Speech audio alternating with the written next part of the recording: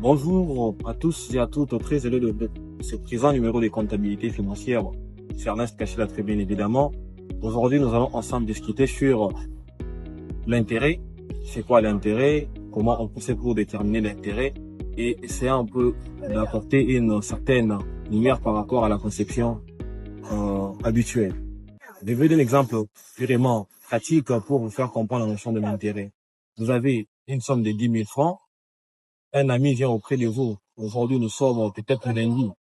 Vous demande de lui prêter cette somme-là à rembourser au plus tard le vendredi. Vous lui dites, cher ami, je vous donne mes 10 000 francs. Quand vous viendrez rembourser le vendredi, vous allez rembourser 11 000. Donc, vous voyez, vous lui avez prêté 10 000. Donc, vous lui demandez de rembourser 11 000. La différence entre les 11 000 qui vient rembourser et les 10 000 que vous lui avez prêté est de 1 000 francs. C'est justement ces montants de 1 000 francs qui constituent la somme de l'intérêt.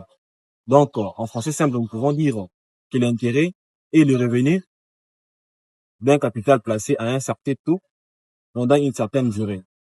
Donc, nous devons comprendre par là que dans le calcul de l'intérêt, nous devons avoir le montant placé dans la somme qui est prêtée ou empruntée selon le parti, mais également les taux d'intérêt qui est toujours fixé en pourcentage. À la cité, nous le faisons de façon aléatoire. On se convient, on se dit, je prends autant, je vais rembourser autant. Mais avec les banques, avec la loi, il y a toujours un taux d'intérêt bien précis. Il peut être soit de 5%, et ça dépend aussi de la durée et du type de prêt que vous voulez. Donc, ça peut, c'est que nous pouvons retenir de l'intérêt. C'est les revenus d'un capital placé à un certain taux pendant une certaine durée bien déterminée. Merci.